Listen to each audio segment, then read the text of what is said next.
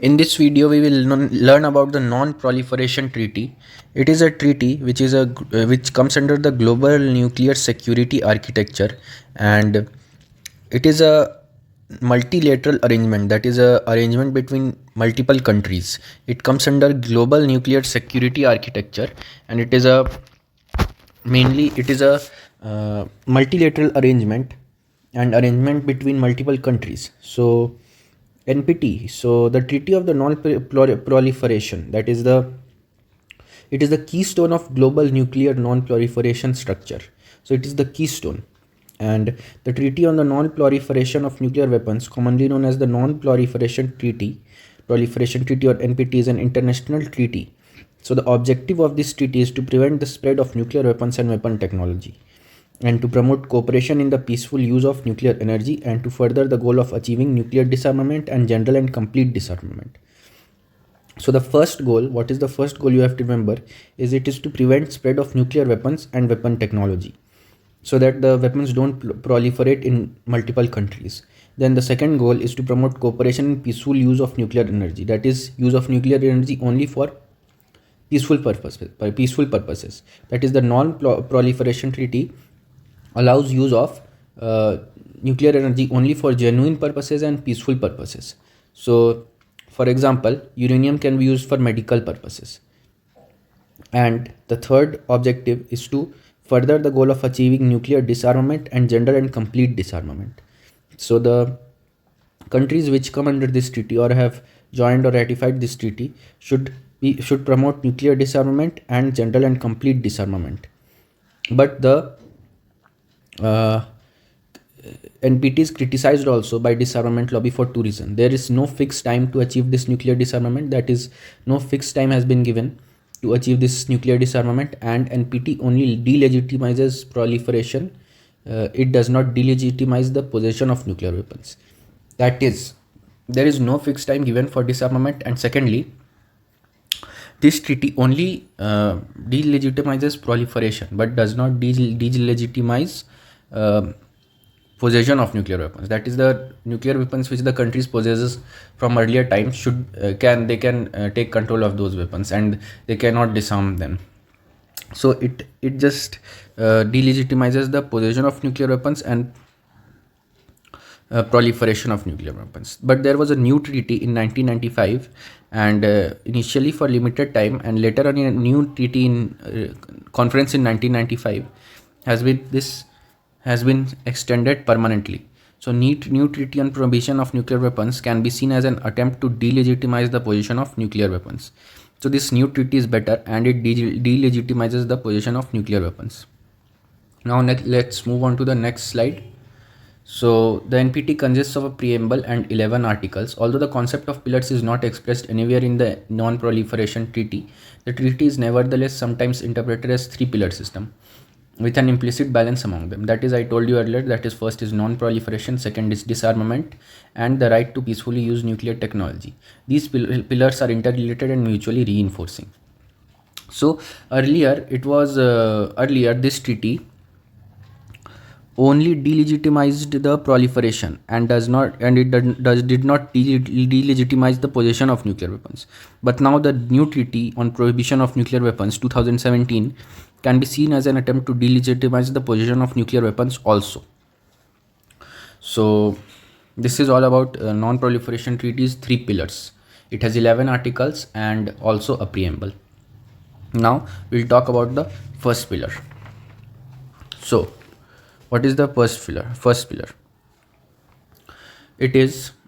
The first pillar is under Article 1 of the NPT. Nuclear weapon states pledge not to transfer nuclear weapons or other nuclear explosive devices to any recipient, or in any way assist, encourage, or induce any non-nuclear weapon state in the manufacture or acquisition of nuclear weapons. That is, first we will have to differentiate between nuclear weapon states and non-nuclear weapon states. So the nuclear weapon states are those states which have tested and acquired nuclear device before 1968. That is the P5, and the rest are non-nuclear weapon states. So those states which have tested their nuclear device before 1968 are nuclear weapon states, and rest are non-nuclear weapon states. They are not allowed to possess nuclear weapons. Hence, non-proliferation treaty prevents horizontal proliferation. So no new countries can proliferate, but P5 countries can do vertical proliferation. So it is a kind of discriminatory in nature. So this is what India is. This is what India is inherently this treaty is inherently discriminate in nature, and this is what is the analysis of India, and so it has not joined this treaty. That it prevents horizontal proliferation only, that no new countries can join or no new countries can test these nuclear devices, but it allows vertical proliferation. That is the that is the nuclear weapon states, the P5 can only test these nuclear devices. But in Article 1, what is that the nuclear weapon states P5, that is the powerful 5 countries which are the part of United Nations Security Council, that is United States, UK, France, Russia and China, will pledge not to transfer nuclear weapons or other nuclear explosive devices to any recipient or in any way assist, encourage or induce any non-nuclear weapon state in the manufacture or acquisition of nuclear weapon. So they have to abide by this rule. Then the second pillar is disarmament. Under Article 6 of the NPT, all parties undertake to pursue good faith negotiations on effective measures relating to cessation of the nuclear arms race, to nuclear disarmament and to general and complete disarmament. That is, all the parties in NPT have to first stop producing nuclear arms and stop the race of nuclear race, that is producing nuclear weapons, race of producing more high-tech and technologically advanced nuclear weapons, and after that they have to go for nuclear disarmament and then general and complete disarmament for humanity or humanitarian purposes. Then the third pillar is the peaceful use of nuclear energy only. So this is in the Article 4. It acknowledges the right of all parties to develop nuclear energy for peaceful purposes and to benefit from international cooperation in this area, in conformity with their non-proliferation obligations. Article 4 also encourages such cooperation. This so-called third pillar provides for the transfer of nuclear technology and materials to non-proliferation treaty parties for peaceful purposes. That is, the nuclear technology can be transferred to the parties or the non-nuclear weapon states only for peaceful purposes by the nuclear weapon states, and in the development of civil nuclear energy programs, that is for nuclear power plants, etc., in those countries, subject to International Atomic Energy Agency safeguards to demonstrate that nuclear programs are not being used for development of nuclear weapons. So this is the third pillar, NPT Article 4. The second pillar was under Article 6, and that was disarmament, and the first pillar was non-proliferation in Article 1. So you have to remember these pillars: non-proliferation under Article 1, disarmament under Article 6, and peaceful use of nuclear energy under Article 4. Now we will move further. So as I told you earlier, 5 states are recognized by NPT as nuclear weapon states which have tested the nuclear weapons before 1968, and these are China, France, Soviet Union, and or the Russian Federation, the United Kingdom and the United States, which also happen to be the 5 permanent members of the United Nations Security Council. So these are the 5 states recognized by NPT, and also these are nuclear weapon states. Then these 5 nuclear weapon states agree not to transfer nuclear weapons or other nuclear explosive devices and not in any way to assist, encourage or induce a non-nuclear weapon state to acquire nuclear weapons. So under this treaty they are not free to transfer nuclear weapons and other nuclear devices, as well as not in any way assist, encourage or induce a non-nuclear weapon state to acquire nuclear weapons in Article 1. And also, non-nuclear weapon state parties to the NPT agree not to receive, manufacture or acquire nuclear weapons, or to seek or receive any assistance in the manufacture of nuclear weapons. Then in Article 2, non-nuclear weapon state under Article 2, then non-nuclear weapon state parties also agree to accept safeguards by the International Atomic Energy Agency to verify that they are not diverting nuclear energy from peaceful uses to nuclear weapons or other nuclear explosive devices under Article 3. So they have to accept the safeguards by the International Atomic Energy Agency, and this International Atomic Energy Agency, IAEA, verifies that the nuclear energy is not diverted to explosive for making of explosive nuclear devices or nuclear weapons, and is only used for peaceful purposes.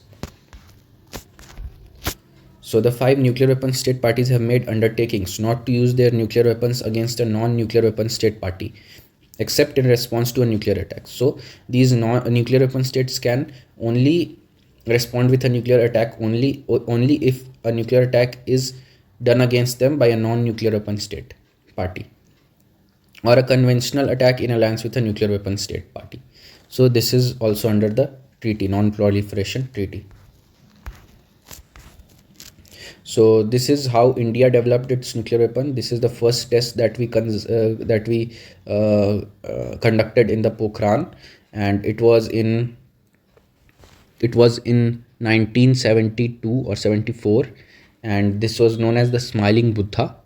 And also the second test, it was a series of 5 tests in 1998 under the government of Atal Bihari Vajpayee in Pokhran, and 200 kilotons of explosives, nuclear explosives were used in this test. So this was the second test at Pokhran, and this was the first test at Pokhran. This was under Indira Gandhi Congress government. Now, history. The impetus behind the NPT was concern for the safety of world with many nuclear weapon states. It was recognized that the Cold War deterrent relationship between just the United States and Soviet Union was fragile. Having more nuclear weapon states would reduce security for all. So the history behind the NPT was that the nuclear arms, ammunition, and weapons and devices are used for deterrence by the states. That is creating a psychological pressure on other states and taking advantage of it. And it was very dangerous during the time of the Cold War, during which Russia and United States were on the brink of a nuclear war, and it was very much unsatisfactory relationship between them, as well as very dangerous for humanity also, because the radiations are very dangerous, and once the explosives are used, the radiations remain in the atmosphere for a very long time, and it can be very harmful for all the flora, fauna, as well as plants, and as well as animals and human beings of the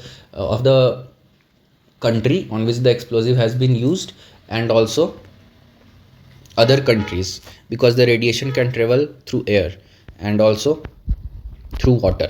So having more nuclear weapon states was very dangerous, and so it will reduce security for all. That's why NPT was this was the impetus behind the NPT. Now the non-parties. So only 4 states are non-parties to non-proliferation treaty, that is India, Israel, Pakistan, and South Sudan, and they have never signed the treaty. India and Pakistan have publicly disclosed their nuclear weapon programs, and Israel has a long-standing policy of deliberate ambiguity with regards to its nuclear program. So there are only 4 parties which are not a part of non-proliferation treaty, that is India, Israel, Pakistan, and South Sudan. India is not a part of non-proliferation treaty because India tells that it is inherently discriminate in nature, and it is impractical as well as idealistic to some extent and illogical. So because it prevents horizontal proliferation but allows vertical proliferation, that is the P5 can increase number of nukes. So according to government of India, it is inherently discriminate, and it creates a world of nuclear haves and have-nots. So it is impractical, idealistic, and to some extent illogical.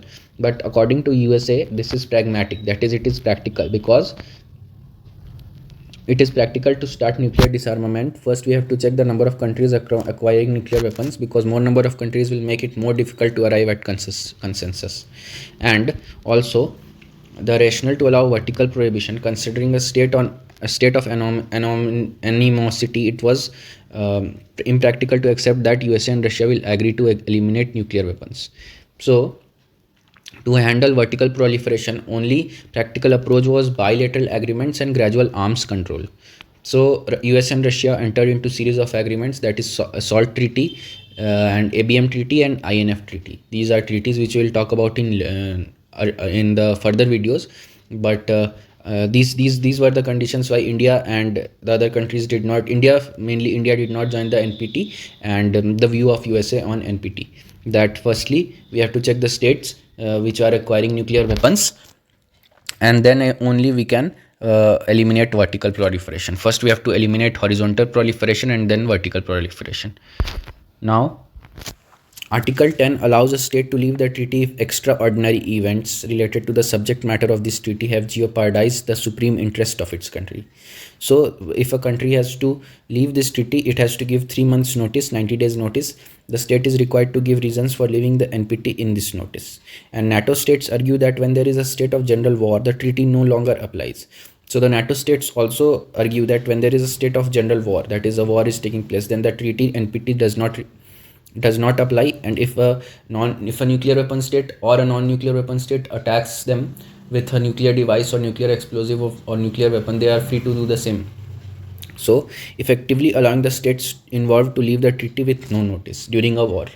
So these are the provisions under Article 10.